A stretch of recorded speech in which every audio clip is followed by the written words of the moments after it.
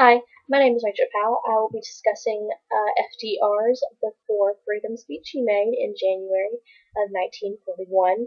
Um, Prior to this speech and address he makes to Congress, it's important to remember what we're going through as a country, what the U.S. was going through. We've just been through the Great Depression, where people are left jobless and in poverty, some people losing their homes. And then parts of the United States are going through the Dust Bowl, where there is no farmable land. Everything has kind of turned to dust, essentially. Um, so we see a very kind of broken view of America. There's no economic security. There's no way to make resources in parts of the country. So you see some people just hit completely rock bottom. And so when FDR comes in and he makes this speech, he is telling everybody, we need to focus on something else just for a little bit. And that's essentially what we know now as World War II. When he comes in, he addresses the members of Congress, and he says that this speech he is giving, this address, is unprecedented in the history of the government so far. Why is it unprecedented? Because of the great threat that America is facing, and the threat that democracy is facing, essentially. He explains that this threat is greater than anything America has ever had before, from numerous wars that we've been in, both declared and undeclared. It's a huge threat, and it's coming soon, according to him. He mentions that the failure of the Treaty of Versailles has also led to the failure of the reconstruction of Europe and parts of the world after World War One. In turn, democratic nations have come under attack because of it, and he cannot stand for it. Whether it's just democracy being attacked as a whole, or the fact that the president knows that we might be next. In the speech. He says that he finds it unhappily necessary to inform Congress that the future and safety of the country will be involved in the war waging beyond our borders. So essentially, security in America isn't in our hands anymore. He calls for Congress to prepare for America's involvement in the war. He says it is immature and untrue to go in unprepared, expect us to go in unprepared, and be able to hold off the world. That's just not possible, according to him. He continues to say that a dictator's peace is false, that there is really no such thing. And we cannot be soft-hearted to people who are willing to come in and pick the feathers, essentially clip the wings of the American eagle in order to feather their own nest. But also, according to Roosevelt, he doesn't believe that an attack would come soon because we have the British Navy backing us on one side, and it would just take a long time for troops to infiltrate our country. So that's something that he has kind of thought of ahead already. And that if somehow they got through, we wouldn't be able to pick the date because we are on the defensive right now. And that's what we need to be doing, according to him, is we need to be preparing for war and defending what we need to before war is on our doorstep. He then states that every member of the executive branch in Congress needs to take this threat very seriously and to take that responsibility that comes with it in order for the country to meet this threat head on. He then says that the national policy will be based on committing to building the national defense, to supporting and protecting anyone who is under attack by these aggressors, as he calls them, and then to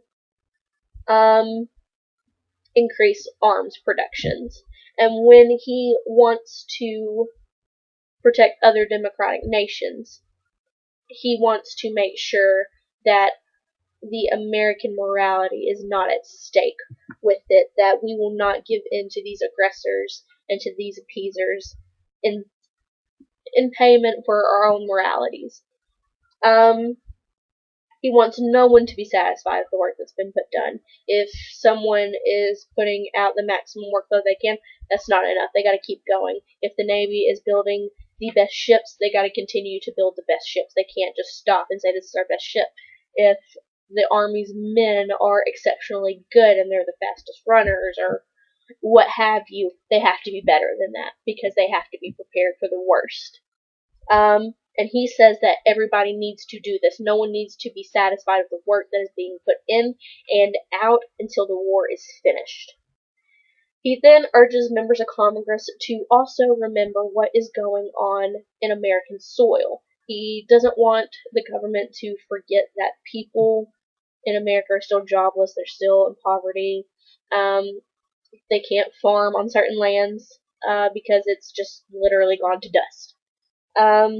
And that they need to make sure that whatever they do in order to make sure national defense is made, to make sure production is going at its best, it's not at the expense of the American people. There needs to be no loans being made. They need to look into making sure people get proper medical care. They need to make sure that people are happy and that the state of living is high.